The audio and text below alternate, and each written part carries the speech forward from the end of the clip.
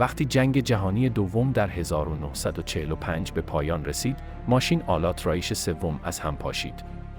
با تسلیم آلمان، سربازان SS، یکی از ترسناکترین سازمان‌های رژیم نازی، با سرنوشت‌های متفاوتی روبرو شدند. برخی دستگیر و محاکمه شدند، برخی دیگر برای دهه‌ها ناپدید شدند، در حالی که گروه کوچکی با هویت‌های جعلی در جامعه ادغام شدند. با این حال، سقوط رایش به معنای پایان میراث آن نبود و مانع از فرار بسیاری از مسئولان آن از عدالت نشد. در طول سالها، متفقین، موساد و آژانس‌های اطلاعاتی مختلف یک شکار جهانی را علیه مسئولان هولوکاست و دیگر جنایات جنگی آغاز کردند. از دادگاه‌های نورنبرگ تا مأموریت‌های مخفی در آمریکای جنوبی و خاورمیانه، این تعقیب بیش از 7 دهه به طول انجامید. جنایتکاران جنگی نازی چگونه تحت تعقیب قرار گرفتند و چه سرنوشتی داشتند؟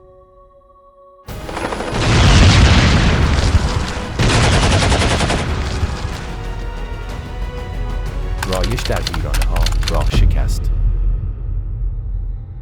در اواخر 1944 هم محور و هم متفقین درک کردند که توازن جنگ به طور برگشت ناپذیری علیه آلمان نازی در حال تغییر است. آنچه زمانی یک رژیم مستحکم بود، به سرعت شروع به فروپاشی کرد. هیتلر تسلط خود را بر نیروهایش از دست داد و در درون حلقه خود او توطئه‌هایی شکل گرفت.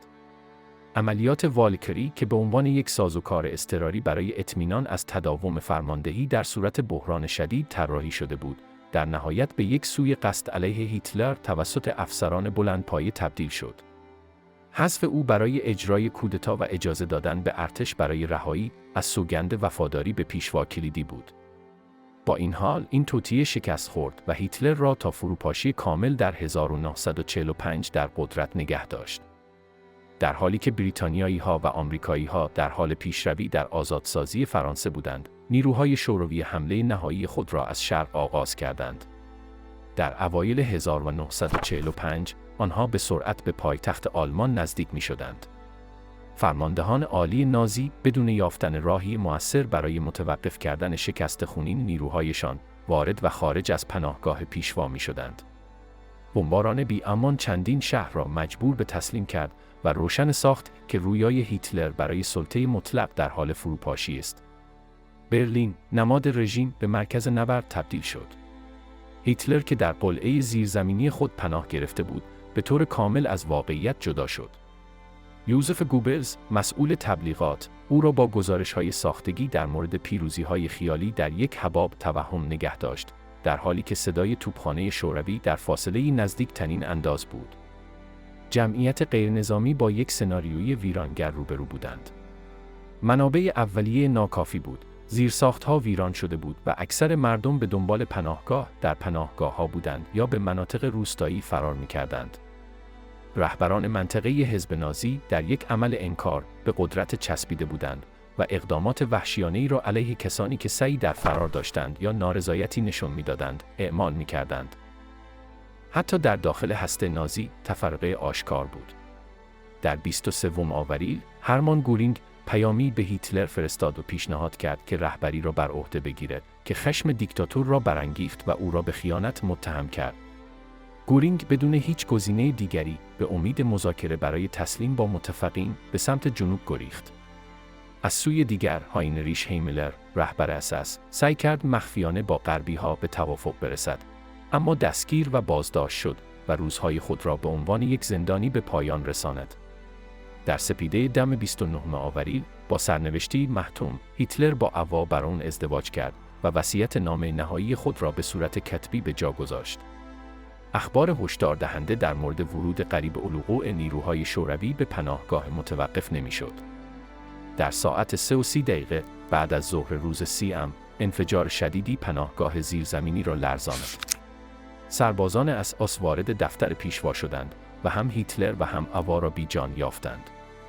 نزدیکترین پیروان او، طبق دستورات دقیق، اطمینان حاصل کردند که اجساد را بسوزانند تا از اسارت آنها توسط ارتش‌های متفقین جلوگیری شود.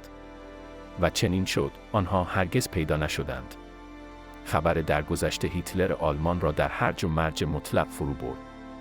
یوزف گوبلز و همسرش، ماگدا، تصمیم گرفتند همان سرنوشت را دنبال کنند و تنها نبودند. پیش از آن آنها اطمینان حاصل کردند که 6 فرزندشان هرگز به دست دشمن نیفتند. در دوم ماه مه، زمانی که برلین کاملا محاصره شده بود، سربازان شوروی ساختمان رایشستاگ را تصرف کردند و پرچم سرخ را در بالای آن به اهتزاز درآوردند. در آن لحظه، سلطه نازی از نظر عملی از بین رفت. علیرغم سقوط پایتخت، درگیری‌ها در نقاط مختلف آلمان برای چند روز دیگر ادامه یافت. سرانجام، در 7 ماه مه، دریاسالار بزرگ کارل دونیتس، که پس از مرگ هیتلر به عنوان رهبر رایش منصوب شده بود، تسلیم بی قید و شرط را امضا کرد و به جنگ در اروپا پایان داد. با این حال، صلح بلافاصله فرا نرسید. در آن لحظه، متفقین تعقیب و گریز شدیدی را برای دستگیری و محاکمه مسئولان رژیم نازی که سعی در ناپدید شدن و فرار تا حد امکان دور از آلمان داشتند، آغاز کردند. برخی از نزدیکترین همکاران رایش سوم، مانند مارتین بورمان، هاینریش هیملر و روبرت لی، ترجیح دادند قبل از مواجهه با محاکمه در نورنبرگ ناپدید شوند. برخی دیگر تصمیم گرفتند به امید دریافت بخشش تسلیم شوند.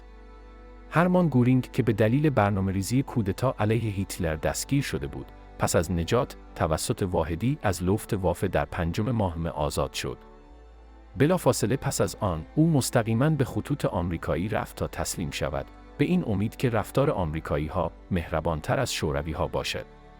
احتمالاً این تصمیم به او اجازه داد زنده بماند، زیرا ارتش سرخ معمولاً با افسران نازی که به دست آنها می‌افتادند، رحم نشان نمی‌داد. تعقیب نازی‌ها درباره اروپا. پیش از آن که جنگ جهانی دوم به پایان برسد، قدرت‌های متفقین از قبل طرحی برای محاکمه مسئولان رژیم نازی از طریق یک دادگاه بین‌المللی تنظیم کرده بودند. این امر نه تنها مستلزم دستگیری هرچه بیشتر افسران و مقامات رایش سوم بود، بلکه شامل به دست آوردن شاهدان کلیدی نیز میشد که میتونستند علیه آنها شهادت دهند. در میان این آخری‌ها، البته همسران برخی از فرماندهان عالی رتبه قرار داشتند. گردا، همسر مارتین بورمان، سعی کرد به همراه فرزندش از آلمان فرار کند. در میان هرج و مرجی که ناشی از ورود نیروهای شوروی به برلین بود، او خود را به عنوان مدیر یک یتیم خانه جا زد و برخی از فرزندانش را طوری لباس پوشاند که انگار یتیم هستند. با این هویت جعلی، او موفق شد سوار یک اتوبوس مدرسه شود و از مرز به ایتالیا عبور کند، جایی که در تیرول جنوبی پناه گرفت. در آنجا توسط یکی از رهبران محلی حزب نازی پذیرفته شد که یک مخفیگاه برای او فراهم کرد و مسئولیت محافظت از اسناد حساسی را که همراه داشت بر عهده گرفت. سرانجام این خانواده در یک دهکده کوچک در حدود 50 کیلومتری بولزانو ساکن شدند. علیرغم رهایی موقت از دستگیری، سلامت گردا به دلیل سرطان تخمدان به سرعت رو به وخامت گذاشت و جراحی را ضروری می‌کرد. با این حال، محل اختفای او پنهان نماند. مأموران اطلاعاتی متفقین او را پیدا کردند و به نیروهای بریتانیایی حاضر در منطقه اطلاع دادند. یک پزشک محلی پس از بازجویی در مورد وضعیت سلامتی و محل اختفای او گزارش داد. اندکی بعد، یک افسر بریتانیایی در محل اقامت او حاضر شد. او که ترسیده بود، تصور کرد که او را به یک اردوگاه اسیران خواهند فرستاد. اما افسر به او اطمینان داد که در خطر نیست. او به جای دستگیری به یک بیمارستان نظامی در مرانو منتقل شد. علیرغم عمل جراحی، وضعیت او بهبود نیافت و در 23 مارس 1946، چند ماه قبل از رسیدن به سن 37 سالگی، درگذشت. برخی از اعضای رده پایین‌تر در رژیم نازی با درک اینکه تنها گزینه آنها برای بقا همکاری با فاتحان است، تصمیم گرفتند با دفتر خدمات استراتژیک ایالات متحده (OSS) سیا آینده همکاری کنند. یک مورد نمونه ویلهلم هوتل بود که سرگرد اس در اتریش بود.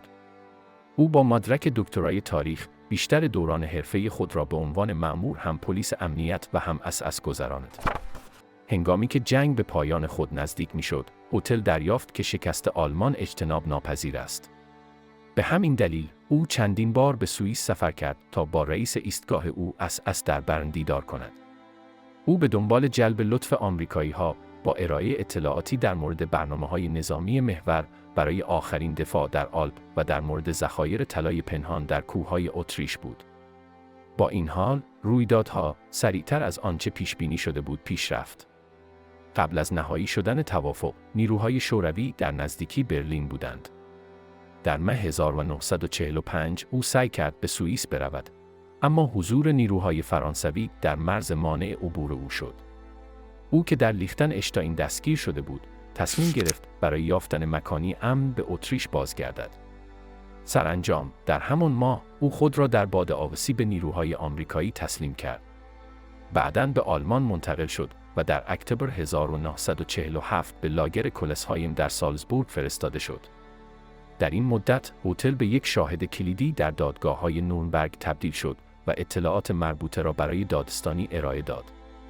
در دسامبر 1947 او به عنوان بخشی از توافق با سرویس‌های اطلاعاتی آمریکا آزاد شد و پس از آن در کارهای جاسوسی علیه حزب کمونیست اتریش با آنها همکاری کرد.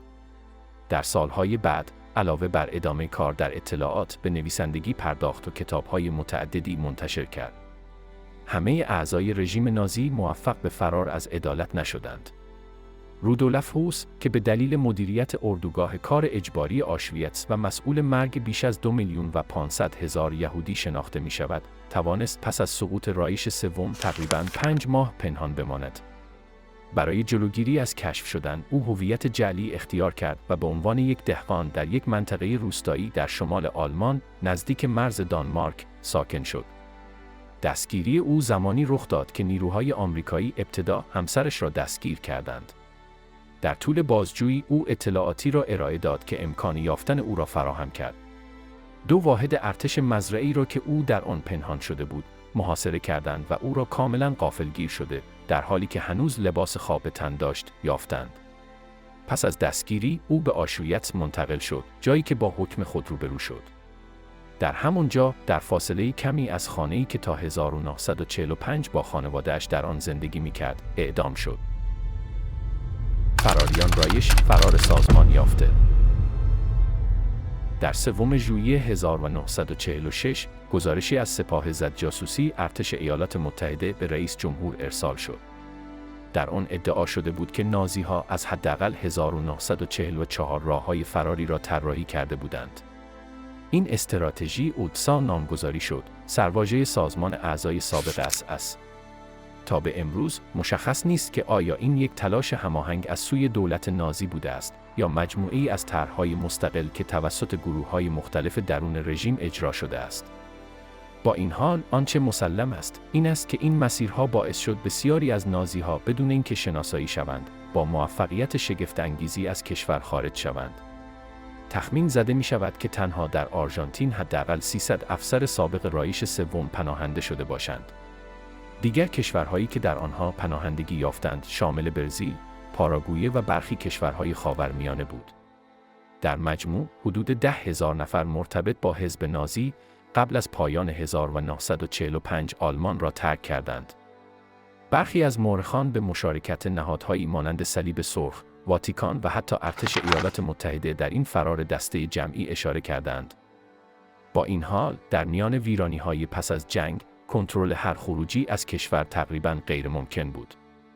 برای فرار از دست مقامات، بسیاری از فراریان به هویت‌های جعلی متوسل شدند، خود را آواره جا زدند یا از سازمان‌های مختلف کمک خواستند. سالها بعد بود که CIA، موساد و MI5 اقدامات مشخصی را برای مکانیابی، شناسایی و دستگیری این جنایتکاران در نقاط مختلف جهان انجام دادند. اولویت فوری پس از درگیری، تثبیت منطقه و بازسازی آنچه از آلمان باقی مانده بود. چه اودسا به عنوان یک ساختار سازمان یافته وجود داشته باشد یا فقط در ذهن مأموران اطلاعاتی آمریکا، شبکه‌هایی که به هزاران نازی برای فرار کمک کردند، یک واقعیت انکارناپذیر بود. در سالهای اولیه پس از جنگ، تخمین زده می شود که حدود 90% از فراریان از طریق آلپ به ایتالیا گریختند، مشابه کاری که گردای بورمان انجام داد. اولین مقصد معمولاً منطقه تیرول جنوبی در شمال ایتالیا بود. در آنجا، بسیاری از نازی‌ها در صومعه‌های کاتولیک، از جمله صومعه نظام تتونیک در مرانو، صومعه کاپوچین‌ها در نزدیکی برسانون و صومعه فرانسیسکن‌ها در نزدیکی بولزانو، پناهگاه موقت یافتند. این مسیر فرار، مسیر صومعه‌ها، نامیده شد که به افسانه‌ای دامن زد، مبنی بر اینکه واتیکان و پاپ پیوس 12 نقش کلیدی در حفاظت از جنایتکاران جنگی ایفا کردند. این ایده بی اساس نبود، زیرا به خوبی مشخص بود که پیوست 12 کمونیسم را بزرگترین تهدید برای کلیسا و جهان غرب می‌دانست. در تیرول جنوبی کشیش‌ها اسنادی را ارائه می‌دادند که هویت فراریان را تایید می‌کرد، اگرچه اطلاعات موجود در آنها کاملاً نادرست بود. این نوشته‌ها به فراریان اجازه می‌داد بدون بررسی بیشتر گذرنامه از کمیته بین‌المللی صلیب سرخ دریافت کنند. بین 1945 و 1951 حداقل 120,000 مورد از این اسناد صادر شد. با این حال، خیلی قبل از پایان دهه، مقامات آمریکایی از آنچه در حال وقوع بود آگاه بودند. در 1946 پس از فرار دسته جمعی از یک اردوگاه اسیران جنگی در ریمینی، سربازان آمریکایی کشف کردند که افسران سابق اس در صومعه‌های محلی پنهان شدند و اسناد مسافرتی صادر شده توسط صلیب سرخ را دریافت می‌کنند. حتی قبل از آن رویدادها، پس از ورود نیروهای آمریکایی به رام، برخی از روحانیون گرجستان از پاپ اجازه تأسیس یک حوزه علمیه در شهر را دریافت کردند. چند ماه بعد، مقامات متفقین متوجه یک اتفاق غیرعادی شدند. به نظر می رسید که چندین طلبه در روابط عاشقانه هستند. پس از بازرسی دقیق، مشخص شد که این مکان به عنوان پناهگاهی برای افسران اس خدمت می کند، کسانی که یک ایستگاه رادیویی با فناوری پیشرفته در زیر زمین راه اندازی کرده بودند. با بررسی دخالت واتیکان در حفاظت از جنایتکاران نازی، نام آلویس هوداله برجسته می شود. این اسقف اتریشی آشکارا همبستگی خود را با رژیم هیتلر ابراز کرده بود و بعداً اقدامات خود را با این ادعا توجیه کرد که بسیاری از تحت تعقیب‌ها بیگناه بودند.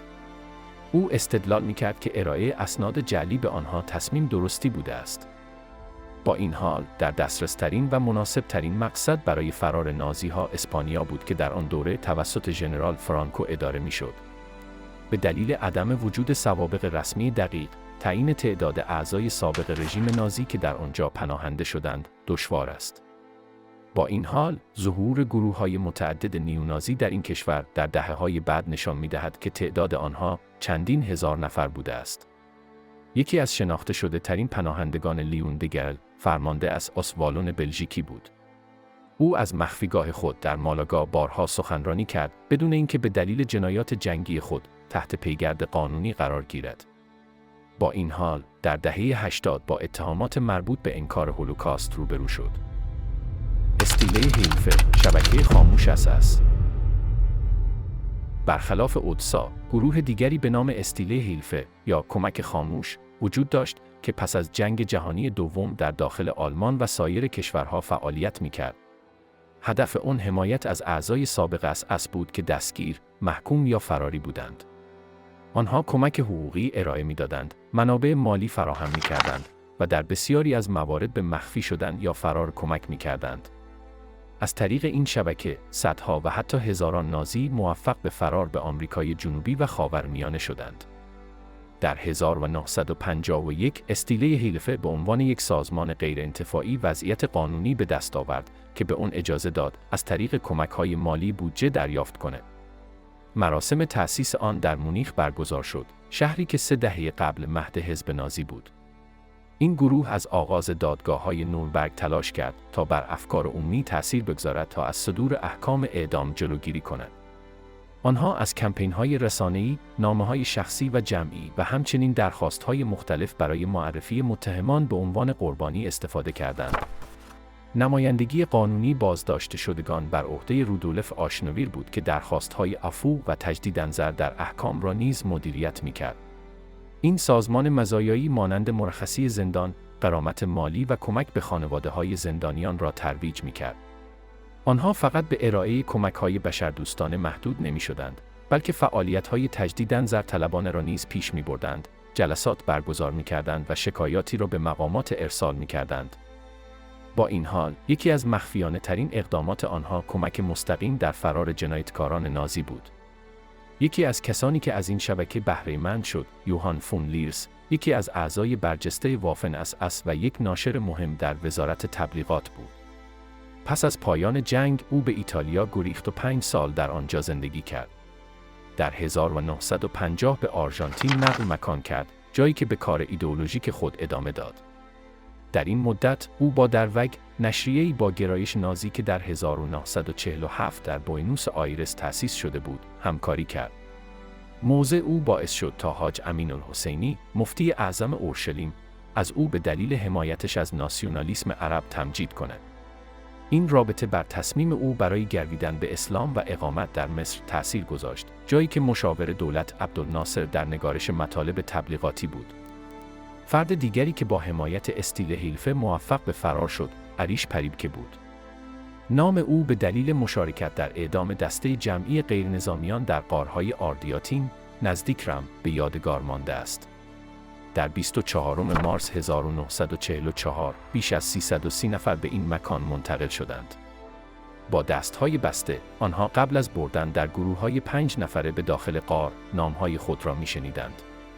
پریبکه که بر این روند نظارت داشت، از یک مسلسل ایتالیایی برای قتل 2 قربانی استفاده کرد. این قتل عام قبل از غروب به پایان رسید و پس از آن، دسترسی به غارها با مواد منفجره مسدود شد.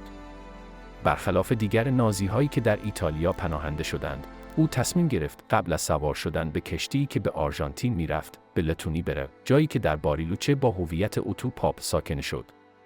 او تقریباً 50 سال ناشناس ماند تا اینکه در 1995 کشف و به ایتالیا مسترد شد. 3 سال بعد به حبس ابد محکوم شد و آخرین روزهای خود را تا زمان مرگش در 11 اکتبر 2013 در بازداشت خانگی گذراند. والتر راوف طراح اتاقهای گاز سیار وحشتناکی بود که در آنها گازهای سمی موتورها به قسمت عقب کامیون‌های تغییر یافته هدایت می‌شدند. طبق گزارش دستگیری او، مرگ حداقل 97,000 نفر به او نسبت داده شده است. در 1949 او به همراه همسر و فرزندانش از طریق یک مسیر مخفی که ابتدا او را به کیتو، اکوادور و سپس به شیلی رساند، فرار کرد. در 1963 آلمان غربی درخواست استرداد او را کرد، اما مقامات شیلی این درخواست را رد کردند و استدلال کردند که جرایمی که او به آنها متهم شده بود، طبق قوانین محلی مشمول مرور زمان شده است. او در خاک شیلی در صنعت غذا به موفقیت اقتصادی دست یافت و در 14 مه 1984 بر اثر حمله قلبی درگذشت. فرانتس اشتانگل، فرمانده سابق اس و مهره کلیدی در برنامه اتانازی T4، قبل از دستگیری در 1967، 16 سال در فولکس واگن برزیل کار کرد. قبل از دستگیری، او بر تأسیسات نابودی که صدها هزار نفر در آن جان باختند نظارت داشت. او به دلیل بی‌تفاوتی مطلق و عدم پشیمانی خود برجسته بود که کار او را در اردوگاه‌های تربلینکا، سوبیبور و تریس تسهیل کرد. پس از دستگیری او با محاکمه روبرو شد، اما قبل از دریافت حکم خود در 1971 بر اثر نارسایی قلبی درگذشت. یوزف منگله از آشویتس تا زندگی مخفیانه. برای برخی از اعضای رده پایین‌تر در رژیم نازی، دستگیری آنها در اولویت نبود، زیرا هزینه یافتن آنها از جدیت جرایمشان بیشتر بود.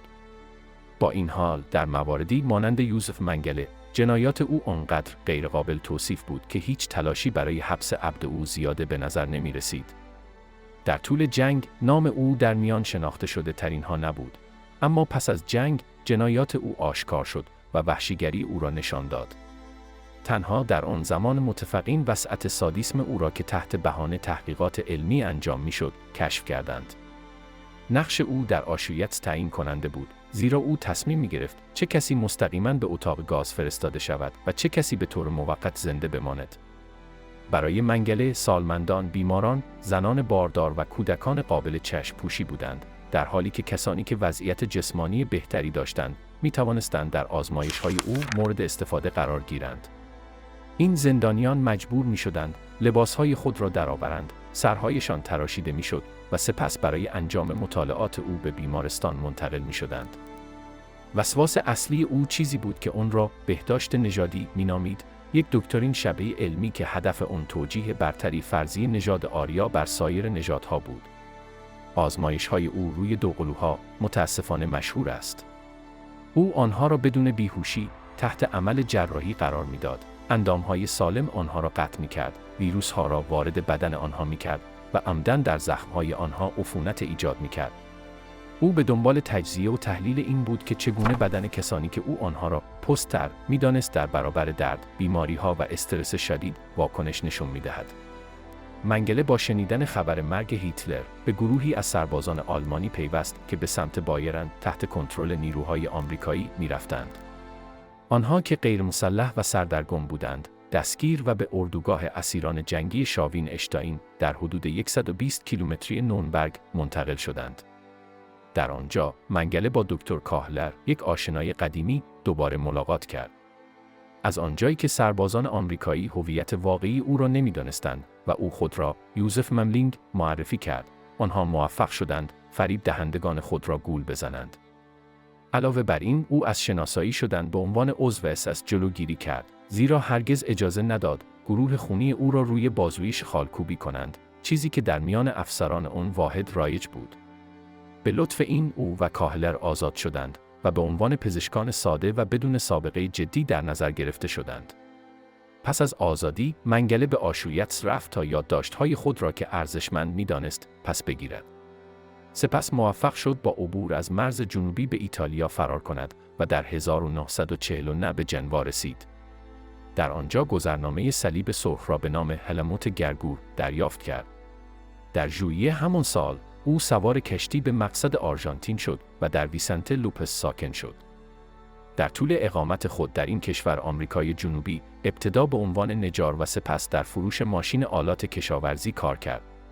او که متقاعد شده بود کسی به دنبالش نیست، بدون ترس از نام واقعی خود استفاده می‌کرد. با این حال، در 1958 به همراه سایر پزشکان به دلیل زن به طبابت غیرمجاز پس از مرگ یک زن جوان در یک عمل سقط جنین مورد بازجویی قرار گرفت. هیچ اتهامی علیه او مطرح نشد، اما این امر او را به فکر خطر شناسایی شدن انداخت. برای جلوگیری از دستگیری احتمالی تصمیم گرفت به پاراگوئه نقل مکان کند، جایی که در 1959 با نام خوزه منگله شهروندی دریافت کرد. این نام چندین بار در جریان محاکمات نورنبرگ در نیمه دوم دهه 1940 ظاهر شد، اما متفقین تصور کردند که او احتمالاً فوت کرده است. تا دهه 60 میلادی بود که موساد جستجوی خود را با هدف دستگیری و محاکمه او در اسرائیل آغاز کرد. تحقیقات انجام شده در پاراگوئه هیچ نشانه روشنی از محل اختفای او به دست نداد. علاوه بر این، تلاش‌ها برای ردیابی مکاتبات او با مارتا، همسرش که در ایتالیا ساکن بود، بی‌نتیجه ماند. مأموران مخفی اعزام شده به آمریکای جنوبی موفق شدند به یک منطقه روستایی در حومه سایو پائولو برسند، جایی که یک مرد اروپایی را شناسایی کردند که ممکن بود منگله باشد. با این حال، به دلیل عدم اطمینان مطلق، موساد تصمیم گرفت عملیات را در 1962 متوقف کند. این تصمیم به یکی از بدنام‌ترین جنایتکاران نازی، معروف به فرشته مرگ، اجازه داد تا بقیه عمر خود را بدون مزاحمت در جنوب برزیل بگذراند.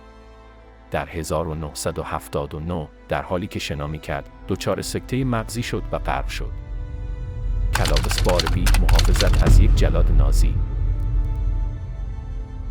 زمانی که آلمانی‌ها کنترل فرانسه را به دست گرفتند، کلاوس باربی، یک افسر اطلاعاتی اس ابتدا به دیژون فرستاده شد. اندکی بعد او به لیون منتقل شد، جایی که پایگاه عملیات خود را در هتل ترمینوس مستقر کرد. در آنجا او زندانیان، اعم از بزرگسال و کودک را تحت جلسات شکنجه وحشیانه قرار می‌داد. علاوه بر این، او سگ‌های چوپان آلمانی را آموزش می‌داد تا بدون در نظر گرفتن جنسیت به بازداشته شدگان حمله کنند. رفتار بیرحمانه او لقب قصاب لیون را برایش به ارمغان آورد. تخمین زده می شود که او مسئول مستقیم مرگ 14,000 نفر در خاک فرانسه بوده است. پس از پایان جنگ، دولت موقت فرانسه او را غیاباً به اعدام محکوم کرد، زیرا محل اختفای او نامعلوم بود. بعداً مشخص شد که او در بازداشت نیروهای آمریکایی بوده است که باعث شد فرانسه خواستار تحویل او شود. با این حال، آمریکایی‌ها به جای پذیرش این درخواست، به او کمک کردند تا به بولیوی فرار کند، جایی که 3 دهه بعد را با هویت جدیدی به نام کلاوس آلتمن گذراند. در آنجا او با سپاه ضد جاسوسی ایالات متحده همکاری کرد که در آن زمان به دنبال جلوگیری از گسترش کمونیسم در آمریکای لاتین بود. باربی همچنین روابط نزدیکی با دولت‌های نظامی در بولیوی و پرو داشت، جایی که ادعا می‌کرد در تعقیب چه گوارا نقش داشته است. در 1971 در حالی که از پرو بازدید می‌کرد، هویت واقعی او توسط گروه‌های فرانسوی که به دنبال یافتن نازی‌های فراری بودند، کشف شد. با این حال، به دلیل عدم وجود توافقنامه استرداد بین فرانسه و بولیوی، او در امان ماند. 1 سال بعد، یک روزنامه نگار به لاپاز سفر کرد تا با او مصاحبه کند. وقتی از او پرسیدند که آیا او جنایتکار جنگی آلمانی است، او هر گونه ارتباط با آن نام را به شدت انکار کرد. حتی وقتی تصاویر قربانیانی را که تحت فرمان او رنج کشیده بودند به او نشان دادند، اصرار داشت که هیچ کس را نمی‌شناسد. با این حال، هنگام برگرداندن عکس‌ها، اثر انگشت خود را بر جای گذاشت که امکان تایید هویت واقعی او را فراهم کرد. با وجود این، استرداد همچنان توسط دولت بولیوی رد شد. وضعیت زمانی تغییر کرد که یک دولت دموکراتیک جدید به قدرت رسید و اجازه دستگیری او را داد. متعاقباً، او برای محاکمه به فرانسه فرستاده شد. در 1984 او به دلیل جنایات مرتکب شده در دوران تصدیع خود در راس گشتاپو در لیون بین 1942 و 1944 مورد پیگرد قانونی قرار گرفت. از بدترین جنایات او میتوان به حمله به خیابان سنت کاترین اشاره کرد، زمانی که او دستور دستگیری 86 یهودی را داد که به اردوگاه‌های مرگ فرستاده شدند. برای انجام این عملیات، او روز سه‌شنبه را انتخاب کرد، زیرا در آن روز یک فدراسیون یهودی کمک و غذای رایگان ارائه می‌داد. او ابتدا کارگران محل را دستگیر کرد و سپس هر کسی را که وارد ساختمان می‌شد دستگیر کرد. هیچ یک به خانه بازنگشتند. قربانیان به برگنبلزن، سوبیبور و آشویتس تبعید شدند و تنها 3 نفر موفق به زنده ماندن شدند. در 4 ژوئیه 1987 کلاوس باربی مجرم شناخته شد و به حبس ابد محکوم گردید. 4 سال بعد، در سن 77 سالگی، او در زندانی در لیون به دلیل ابتلا به سرطان خون و سرطان ستون فقرات و پروستات درگذشت.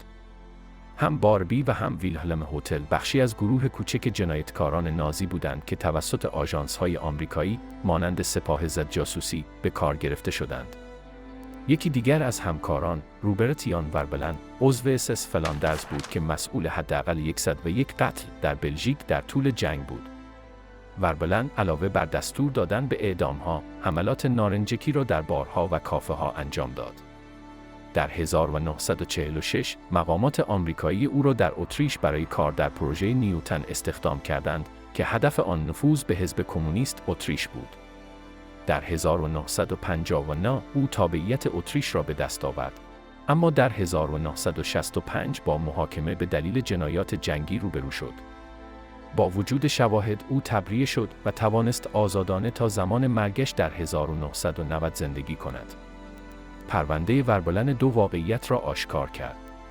اول اینکه دولت ایالات متحده همیشه محاکمه جنایتکاران نازی را در اولویت قرار نداده بود.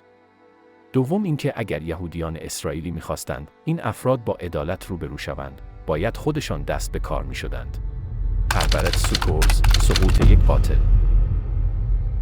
در طول دهه 1960 اسرائیل تصمیم گرفت بدون تکیه بر دادگاه‌های بین‌المللی عدالت را اجرا کند. سازمان اطلاعات خارجی اسرائیل، معروف به موساد، مسئولیت یافتن و از بین بردن هربرت سوکورز را بر عهده گرفت. این مرد که به قصاب ریگا ملقب بود، در اعدام حداقل 30,000 یهودی در لتونی دست داشت. حذف او که مسئولیت آن هرگز به طور رسمی توسط اسرائیل پذیرفته نشد، برای افشای جنایات او و نشان دادن اینکه جنایتکاران نازی مجازات نخواهند شد، طراحی شده بود. این اقدام همچنین هشداری برای کسانی بود که هنوز حساب پس نداده بودند. پیش از درگیری، سوکورز یک شخصیت مورد احترام در لتونی بود. او به دلیل دستاوردهایش در هوانوردی با چارلز لینبورگ مقایسه می‌شد.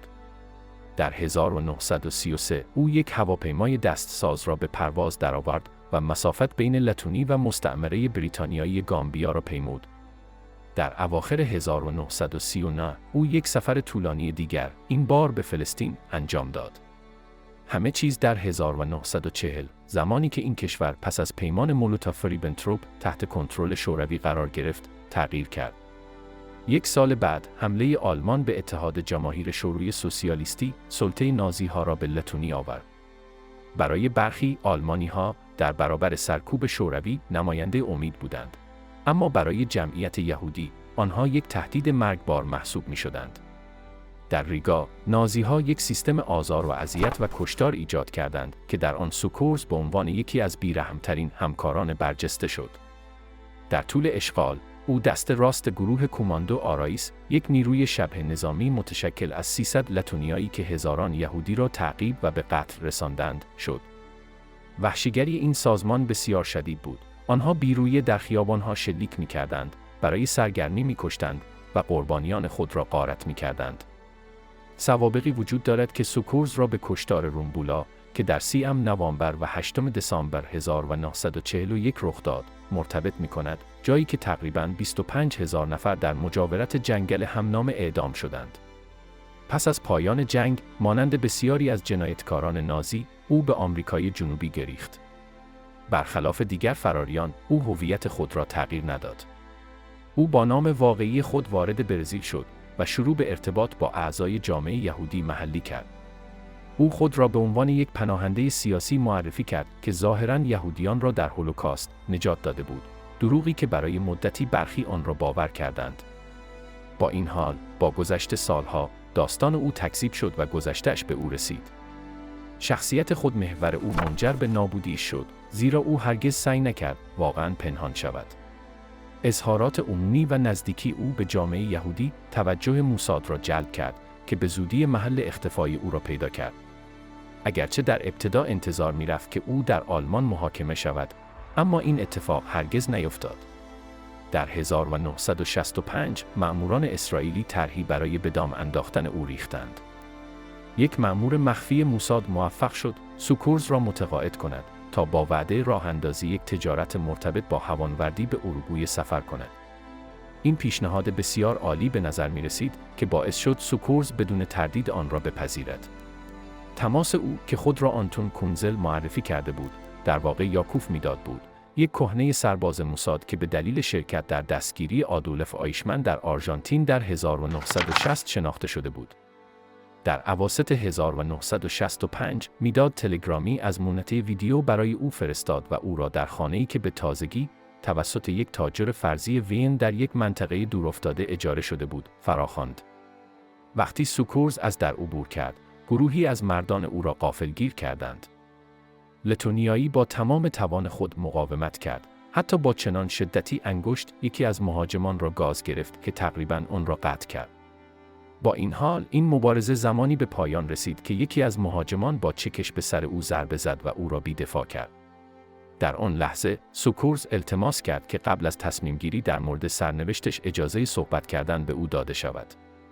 هیچ کس به التماس او پاسخ نداد. 2 گلوله به سر او از یک تپانچه مجهز به صدا خفه کن، فوراً به زندگی او پایان داد. جسد او در 6 مارس در داخل یک صندوق پیدا شد. او جراحات متعدد گلوله در بدن داشت و ساختار استخوانی جمجمه‌اش تخریب شده بود.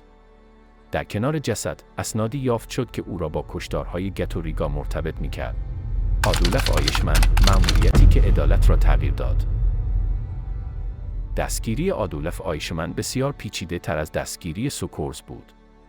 او در هنگام فرار به آرژانتین به خوبی رادپای خود را پنهان کرد، اما در نهایت نحوه رفتارش او را لو داد. او که در سال 1906 در زولینگن متولد شد، با شروع جنگ جهانی دوم به یکی از فرماندهان عالی رتبه از تبدیل شد و نقش خود را با فداکاری مطلق انجام داد. در سالهای پایانی جنگ، مسئولیت اصلی او سازماندهی تبعید دسته جمعی یهودیان به اردوگاه‌های مرگ و طراحی استراتژی نسل کشی در اروپا، طبق توافقات کنفرانس وانزی در سال 1942 بود.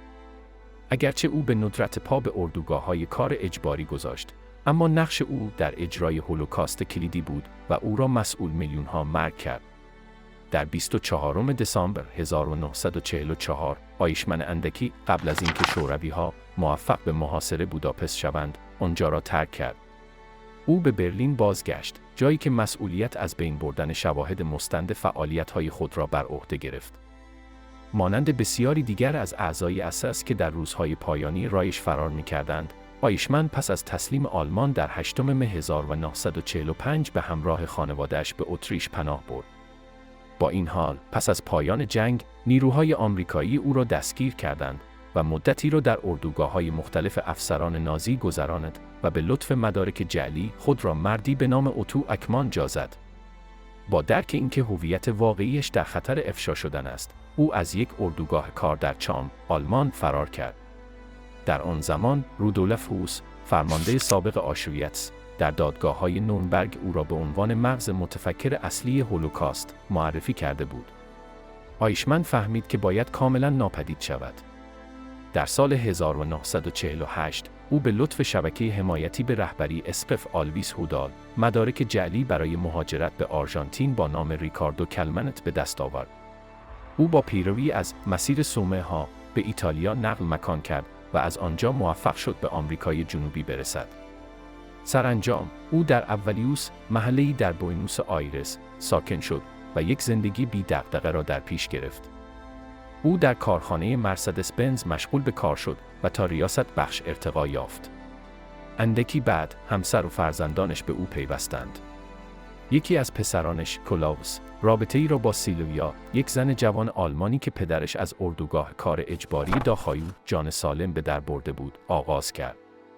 کلاوس بدون اینکه بداند این دختر ریشه یهودی دارد، اظهارات توهین آمیزی کرد و پیشنهاد داد که نازی‌ها کار خود را در نابودی برخی گروه‌ها به پایان نرساندند. همانطور که انتظار می‌رفت، این رابطه دوام نیاورد. سال بعد، پدر سیلویا شهادتی را در جریان محاکمه‌ای در فرانکفورت درباره جنایات جنگی نازی‌ها شنید. در این روند از آدولف آیشمن به عنوان چهره کلیدی در نابودی مردم یهود نام برده شد. با شنیدن آن نام خانوادگی به یاد آورد که با نام دوست پسر سابق دخترش مطابقت دارد. او بدون ائتلاف وقت، شک و تردید خود را نزد دادستان فریتز باویر در فرانکفورت برد. باویر جزئیات بیشتری، به ویژه محل دقیق مردی که ممکن بود آیشمن باشد، را خواستار شد. با این حال، پدر سیلویا یک مانع مهم داشت. ضرب و شتم وحشیانه‌ای که در دهه 30 در داخای او متحمل شده بود، او را نابینا کرده بود. به همین دلیل، سیلویا تصمیم گرفت به تنهایی در اولیوس تحقیق کند. پس از چند بررسی، او یک آدرس به دست آورد: چاکابوکو 4261. یک بعد از ظهر یک شنبه او به خانه رفت و در زد. زنی که در را باز کرد ورا همسر آیشمن بود که به او گفت کلاوس در خانه نیست. با این حال او را به داخل دعوت کرد تا قهوه و کیک بخورند. سیلویا این لطف را پذیرفت و اندکی بعد مردی به گفتگو پیوست. وقتی پرسید آیا او پدر کلاوس است، آن فرد قاطعانه انکار کرد و اطمینان داد که فقط عموی اوست. دقایقی بعد کلاوس در آشپزخانه ظاهر شد و با دیدن سیلویا آشکارا شگفت زده شد. او فوراً به او دستور داد خانه را ترک کند. آیشمن آنها را تا دم در همراهی کرد و قبل از خداحافظی کلاوس گفت که سیلویا را تا اتوبوس خواهد رساند. عموی فرضی او پیشنهاد کرد که بهتر است او را تا خانه‌اش اسکورت کند.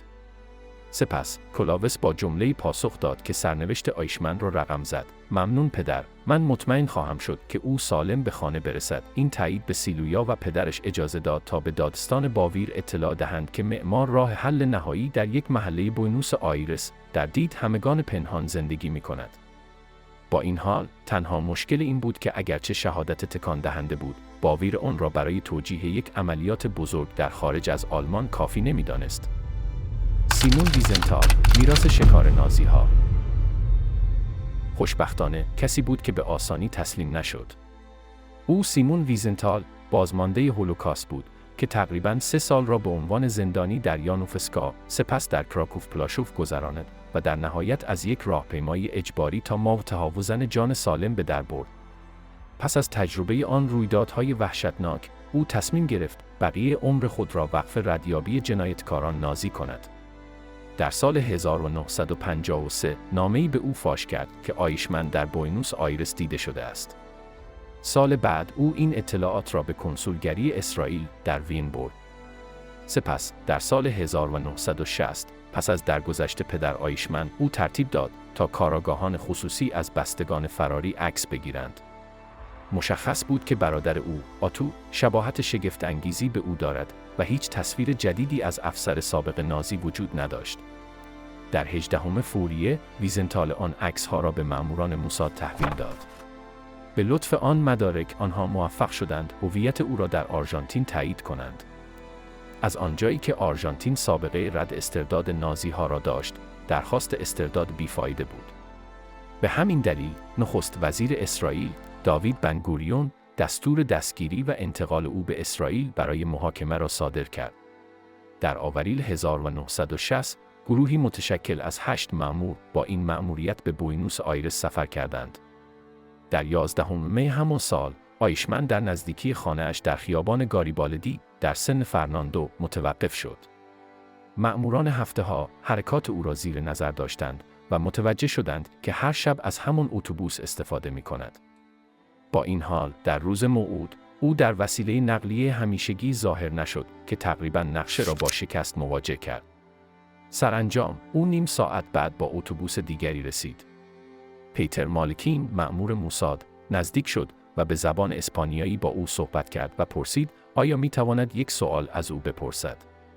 آیشمن که غافلگیر شده بود، سعی کرد دور شود، اما 2 مأمور دیگر او را گرفتند. او با آنها درگیر شد تا اینکه او را مهار کردند و در یک خودرو انداختند، جایی که او را با یک پتو پوشاندند. او به یک خانه امن موساد منتقل شد، جایی که 9 روز در آنجا ماند. در آنجا بررسی‌های بیشتری برای تایید هویت او انجام شد. سرانجام شب 20 می، یوناه آلیان، یک متخصص بیهوشی که عضو تیم بود، او را بیهوش کرد و او را به عنوان دستیار پرواز تغییر قیافه داد تا او را با یک هواپیمای اسرائیلی از کشور خارج کند. پس از رسیدن به اسرائیل، او به مدت 9 ماه در یک پاسگاه پلیس مستحکم در یاگور زندانی شد. در آن مدت، او هر روز مورد بازجویی قرار گرفت تا اینکه در 11 آوریل 1961 محاکمه او آغاز شد. او با 15 اتهام روبرو شد، از جمله جنایات علیه بشریت، جنایات جنگی، نسل کشی و عضویت در یک سازمان جنایتکار. اندکی پس از نیمه شب اول ژوئن 1962، آیشمن در زندان راملن اعدام شد. در همین حال، ویزنتال در کشورش به عنوان یک قهرمان شناخته شد. در سالهای بعد، ویزنتال به جستجوی بی‌امان خود برای جنایتکاران نازی از طریق روش‌های مختلف ادامه داد. او در اتریش مرکز اسناد تاریخی یهودیان را تأسیس کرد، جایی که اطلاعات مربوط به مسئولان جنایات جنگی را جمع‌آوری کرد و به آوارگان کمک ارائه داد. او به ثبت دقیق وحشت‌های هولوکاست، مصاحبه با شاهدان و استفاده از رسانه‌ها برای زنده نگه داشتن علاقه به تعقیب نازی‌ها پرداخت. او متقاعد شده بود که همه مقصران، از فرماندهان عالی رتبه گرفته تا همکاران ساده، باید پاسخگو باشند. قاطعیت او شهرت زیادی برایش به ارمغان آورد و از دهه 60 میلادی نام او با شکار نازی‌ها گره خورد. او 4 بار نامزد جایزه صلح نوبل شد، در بریتانیا لقب شوالیه دریافت کرد، مدال آزادی ریاست جمهوری ایالات متحده، لژیون دونور فرانسه و حداقل 53 تقدیرنامه دیگر را دریافت کرد. برای بسیاری، ویزنتال به نوعی قدیس غیرمذهبی تبدیل شد. گفته می شود که او 1100 جنایتکار نازی را پیدا کرده است، اما میراث او قابل بحث است. در طول زندگی خود، او داستان‌هایی ساخت و نقش خود را در دستگیری‌های متعدد اغراق‌آمیز جلوه داد. از پایان جنگ جهانی دوم تا زمان مرگش در سال 2005، او روایات نادرستی از کار خود در تعقیب نازی‌ها ارائه داد، داستان‌های دروغین در مورد گذشته خود در طول جنگ ساخت و همچنین جزئیات مربوط به تحصیلات آکادمیک خود را تحریف کرد. علیرغم رابطه مبهم او با حقیقت، سهم او در محاکمه چندین جنایتکار جنگی کلیدی بود. چهره او همچنان بحث برانگیز است، اما تأثیر او در جستجوی عدالت انکارناپذیر است. نازی‌ها در تبعید، پناهگاه جنایتکاران جنگی در خاورمیانه. در سال 1948، تنها 3 سال پس از پایان جنگ جهانی دوم، یک جنایتکار جنگی بدنام موفق به فرار از زندانی در لینز، اتریش شد. فرانتس اشتانگل که اردوگاه‌های مرگ سوبیبور و تربلینکا را اداره می‌کرد، مسئول مرگ تقریباً 1 میلیون یهودی بود. مسیر فرار او از گراتس، مرانو و فلورانس گذشت تا به رم رسید. در آنجا اسقف آلویس هودال که او نیز اتریشی بود، او را پناه داد و مدارک جعلی در اختیارش گذاشت که به او اجازه سفر به سوریه را داد، جایی که بعداً خانواده‌اش به او پیوستند. در سال 1951 خانواده اشتانگل به برزیل نقل مکان کردند. ناخواسته، اشتانگل مسیر فرار جدیدی را برای نازی‌ها باز کرده بود، خاورمیانه. آلویس برونر، یکی از بی‌رحم‌ترین ماجریان هولوکاست، در آن زمان همچنان فراری بود.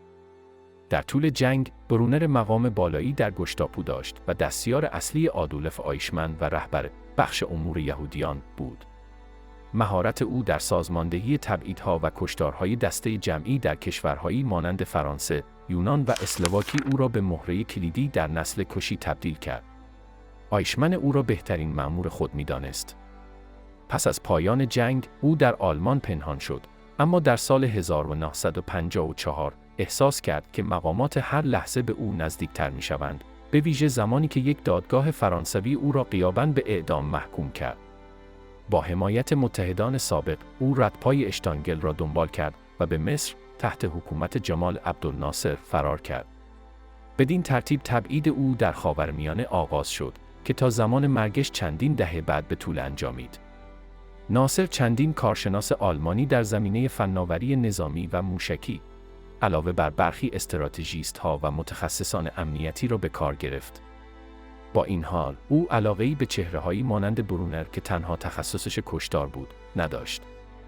برونر با کمک امین‌الحسینی، مفتی سابق اورشلیم و حامی نازی‌ها در منطقه، موفق شد به سوریه برسد، جایی که در سال 1955 ویزای کار دریافت کرد. او به گروه رو به رشد قاچاقچیان اسلحه در دمشق پیوست. در پایتخت سوریه، او به دیگر فراریان نازی، مانند فرانتس رادماخر، مقام سابق وزارت خارجه رایش سوم و ویلهلم بیسنر، جاسوس آلمانی که مسئول نابودی جمعیت یهودی در فلسطین در صورت پیروزی آلمان بود، پیوست. آنها با هم شرکت تجاری اوورینت را تأسیس کردند، شرکتی که در واقع پوششی برای تجارت پرسود قاچاق اسلحه بود. شبکه آنها سلاح از بلوک کمونیستی تهیه می‌کرد و آن را به مقاومت الجزایر، جبهه آزادی بخش ملی، در مبارزه آنها علیه اشغال فرانسه می‌رساند. برونر ثروت زیادی از این فعالیت به دست آورد، اما در سال 1959 بخت او رو به زوال گذاشت. بدون اینکه او بداند، مأموران سوری از قبل حرکات او را زیر نظر داشتند و از عملیات او خوششان نمی‌آمد. در اواخر سال 1959 مقامات سوری برونر را دستگیر کرده و به یک مرکز مخفی منتقل کردند که در آنجا از اسرای جنگی بازجویی و شکنجه میشد. آنها که مظنون بودند او یک مأمور مخفی است، او را به قاچاق مواد مخدر متهم کرده و دستور دادند تا زمان روشن شدن وضعیتش در بازداشت بماند. برونر که میدانست جانش در خطر است، آخرین تلاش خود را برای نجات انجام داد. او به افسران اطمینان داد که به دلیل نقش خود در مبارزه با مردم یهود تحت تعقیب است. واکنش کاپیتان مسئول بلافاصله تغییر کرد. او از جای خود برخاست و دست او را فشرد. به سوریه خوش آمدید، به او گفت. دشمن من دوست من است. از آن زمان او شروع به همکاری با دولت سوریه در وظایف مختلف کرد. در طول دهه‌های 80 و 90 میلادی، دمشق همچنان به او پناه داد و درخواست‌های متعدد استرداد از اتریش، آلمان غربی و ایالات متحده را نادیده گرفت. هر پاسخ رسمی یکسان بود: آن شخص در کشور نیست. با این حال، فشار رسانه‌ای وارد شده توسط شکارچیان نازی سرژ و بیاته کلارسفلد، حضور او در پایتخت را به یک مشکل تبدیل کرد. با گذشت زمان، فایده او برای دولت کاهش یافت. در طول آن سالها رفت و آمد برونر به طور فزاینده‌ای محدود شد، به ویژه پس از اینکه او دستورات مستقیم رئیس جمهور مبنی بر پنهان ماندن را نادیده گرفت. علیرغم هشدارها، او با رسانه‌های بین‌المللی، آلمانی و اتریشی مصاحبه کرد و باعث ناراحتی در سطوح بالای قدرت شد. سرانجام در سال 1996 دولت سوریه تصمیم گرفت از شر او خلاص شود. او را از خانه‌اش بیرون آوردند و در یک سلول زیرزمینی در پاسگاه پلیس مهاجران زندانی کردند. در بسته شد تا دیگر هرگز باز نشود. برونر بقیه عمر خود را در شرایط اسفناک، احاطه شده توسط کثیفی و بی‌توجهی گذراند. اعتقاد بر این است که او در سال 2010 درگذشت. عدالت دیرهنگام، تعقیب نازی‌ها در قرن 21. افرادی مانند ویزنتال و باویر هرگز از مأموریت خود دست نکشیدند.